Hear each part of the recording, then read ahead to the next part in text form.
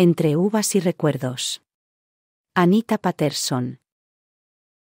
Capítulo 3. El legado envenenado. La amenaza de la subasta. El sol despuntaba con una majestuosidad lenta sobre los viñedos de Sourelle Luna, tiñendo cada hoja y cada surco de un dorado cálido que parecía prometer un nuevo comienzo. Sin embargo, para Emily Parker esa mañana, los primeros rayos se mezclaban con la sombra de una amenaza inminente, un presagio que la hacía sentir el peso de siglos de disputas y secretos enterrados. En la penumbra de su habitación, el despertar de Emily fue lento y cargado de inquietud. Al abrir los ojos, la imagen del viñedo bañado en luz dorada contrastaba con el nudo que le oprimía el pecho. Aún resonaban en su mente las palabras intercambiadas con Luca la jornada anterior, aquellas que sugerían que el conflicto no se limitaba únicamente a la disputa entre herencias, sino que se extendía hasta los cimientos mismos de la historia de Sourelle Luna. Bajó las escaleras con pasos medidos, el eco de sus zapatos sobre la antigua madera parecía acompañar sus pensamientos, mientras el aroma de un café recién hecho y el inconfundible perfume a roble envejecido se mezclaban en el ambiente de la casona. En la cocina, Bianca esperaba, con una expresión grave que anunciaba que las noticias no podían esperar. «Signorina Parker, ha llegado una carta urgente», dijo Bianca, extendiéndole un sobre de papel pesado, cuyos bordes ya mostraban el desgaste del tiempo. Emily tomó el sobre con manos temblorosas y, al deshacer el lacre, se encontró frente a una caligrafía precisa y fría. Las palabras de Lorenzo Castelli, un empresario cuyo nombre ya resonaba como amenaza en los círculos vinícolas, saltaron ante sus ojos. El magnate había formalizado su intención de adquirir la finca si las deudas no se saldaban antes de la inminente subasta de vinos perdidos. Este evento, celebrado cada año, era conocido por convertir cada botella exclusiva en el centro de la atención de inversores y coleccionistas, y Castelli lo había ideado como la excusa perfecta para apoderarse de Sourelle Luna. Un estremecimiento recorrió el cuerpo de Emily. «Esto no puede estar pasando», murmuró, mientras el temor y la determinación se enredaban en su interior. No pasó mucho tiempo antes de que el destino la condujera a los viñedos. Al salir de la casona, el frescor de la mañana y el murmullo del viento parecían contrarrestar momentáneamente la amargura de la noticia. Sin embargo, la tensión era palpable en cada rincón del extenso campo. Allí, entre hileras perfectamente alineadas, se encontró con Luca, quien ya estaba recorriendo el terreno con la mirada fija en el horizonte. «Has recibido la carta», dijo Luca, con una voz que mezclaba resignación y una furia contenida, mientras giraba al percatarse de la presencia de Emily. Ella asintió, sintiendo que cada palabra parecía confirmar la magnitud de la amenaza. «Castelli quiere comprar la finca», continuó Luca, su tono grave dejando poco espacio para la duda. «Si no saldamos la deuda, la subasta de vinos perdidos se convertirá en la excusa perfecta para arrebatarnos todo». La brisa matutina parecía cargar en su trayecto el eco de antiguas disputas, y Luca, con la mandíbula apretada, apartó la mirada hacia el extenso paisaje. «Castelli lleva años intentando apoderarse de estas tierras. Su bodega produce vinos comerciales en masa, sin alma alguna. Si logra quedarse con Sourelle Luna, transformará este legado en una fábrica más, despojada de la esencia y la historia que lo hacen único». Cada palabra resonaba con una carga emocional que hacía estremecer a Emily. La idea de perder no solo la propiedad, sino también la historia y la herencia de su abuela, la llenaba de un frío escalofrío. «No podemos permitirlo», afirmó ella, con una determinación que se mezclaba a la perfección con la inquietud del momento. Luca dejó escapar una risa amarga, casi como un murmullo resignado, y la miró con ojos que reflejaban tanto la dureza del pasado como la incertidumbre del futuro. «Dime, Emily, ¿y cuál es tu plan? ¿Acaso cuentas con algún milagro o una solución que nadie más ha imaginado?», preguntó, desafiándola a revelar aquello que pudiera cambiar el destino de Sourelle Luna. Con la mirada encendida, ella respondió sin titubear. «La botella de 1945. Esa es nuestra única salida». Las palabras parecieron detener el tiempo. Luca, sorprendido por la mención de ese elemento casi mítico, la miró fijamente, como si buscara en sus ojos alguna chispa de fe o certeza. «La Parker del milagro», murmuró, dejando escapar una risa irónica, pero su tono, cargado de escepticismo, dejaba en evidencia que no era del todo convencido.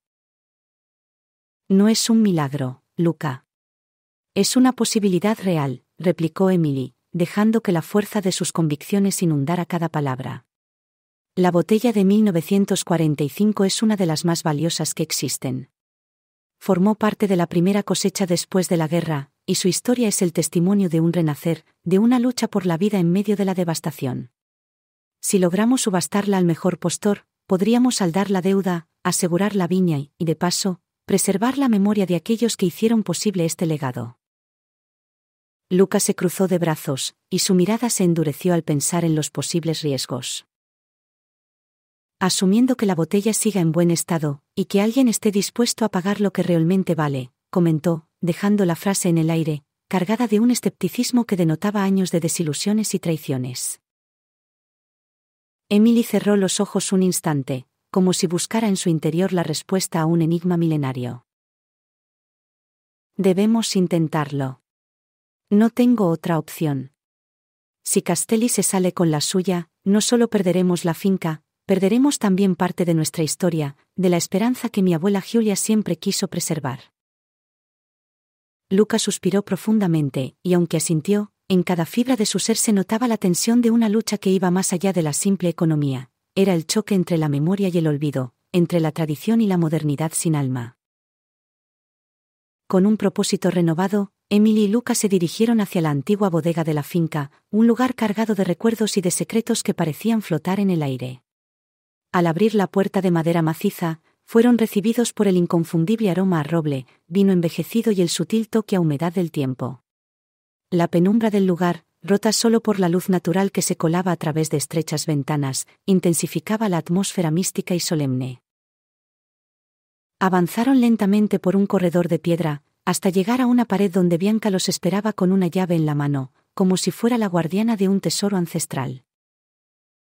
Su abuela, Sanierine Parker, guardó esta botella aquí, lejos de ojos curiosos, dijo Bianca en voz baja, como si al pronunciar esas palabras evocara el espíritu protector de Giulia. Con manos casi temblorosas, Emily tomó la llave y se dirigió hacia una pequeña puerta oculta tras un paño de terciopelo oscuro. Al introducir la llave en la cerradura, el crujido de la madera parecía anunciar la apertura de un portal hacia el pasado.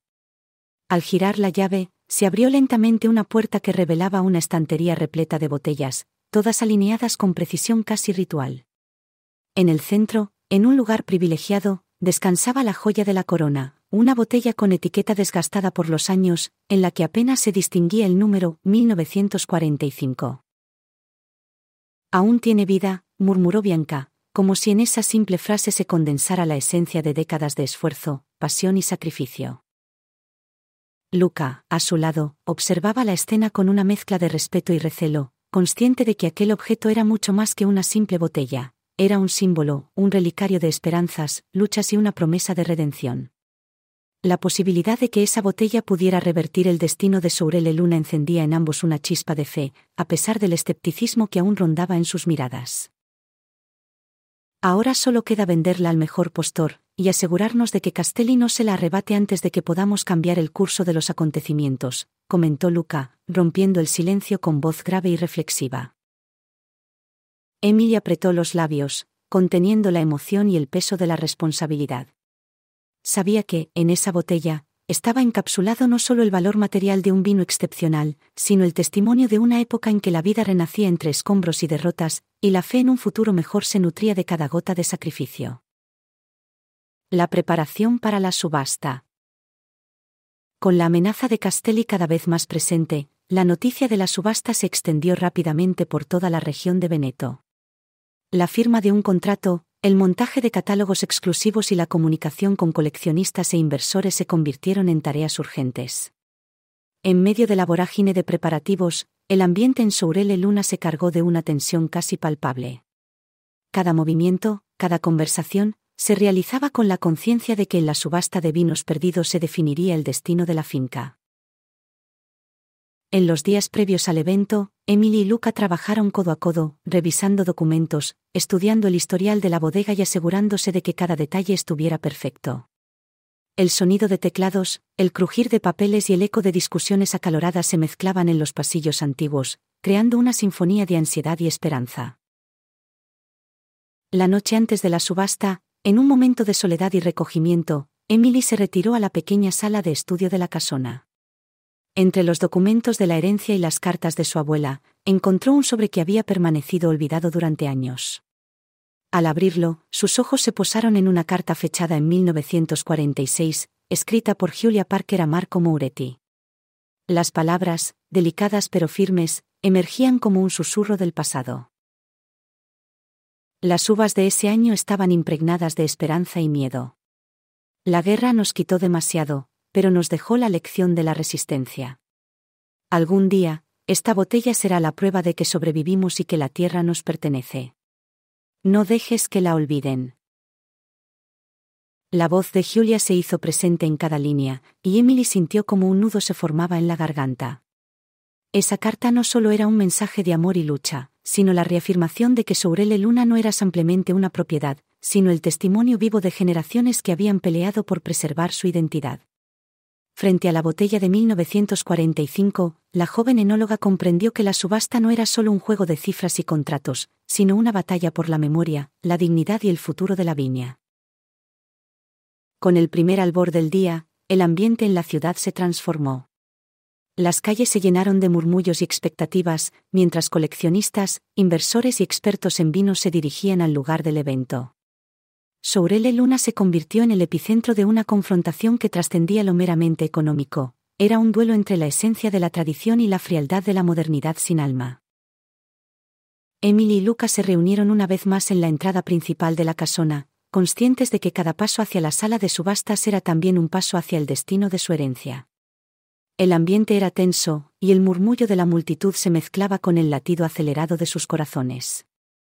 La subasta de vinos perdidos era inminente, y en ese preciso instante, la botella de 1945 se erguía como el último bastión contra el avance del enemigo. Con una mezcla de determinación y nerviosismo, ambos sabían que la lucha apenas comenzaba. En la sala, los ojos de numerosos asistentes se posaron en el preciado objeto, y cada oferta parecía cargar el peso de la historia. Mientras los puños se alzaban y las cifras comenzaban a fluctuar, Emily sintió que, en cada suspiro, en cada mirada, se tejía la esperanza de un futuro en el que Sourele Luna pudiera recuperar su destino. Con el crepúsculo anunciando el final de un día decisivo, el eco de la subasta seguía vibrando en el ambiente.